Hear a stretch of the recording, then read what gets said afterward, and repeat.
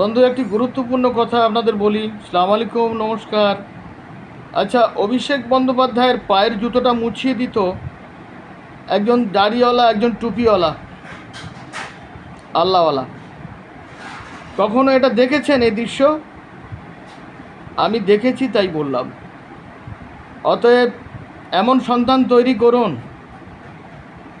যাতে এই সম্প্রদায় সম্মানিত হতে পারে। মৌলবী মাওলানা তৈরি করে, প্রতিবন্ধী তৈরি করে কোনো লাভ নেই, কোনো লাভ নেই। যারা শিক্ষিত, উচ্চশিক্ষিত, আল্লাহ তাদের রয়েছে, তারা ভাগ্যবান, তারা প্রতিভাবান, তাদের জন্য আপনাদের কোনো কন্ট্রিবিউশন নেই। এটাই বড় দুঃখের। মুসলমানদের মধ্যে অনেক ট্যালেন্ট স্টুডেন্ট আছে যারা মিলিটারি কমান্ডো হতে পারে, doctor, engineer, barrister, police officer হতে পারে, পাইলট, প্রশাসনিক কর্তা ব্যক্তি, মিসাইল ম্যান হতে পারে। বড্ড কষ্ট হচ্ছে না শুনতে?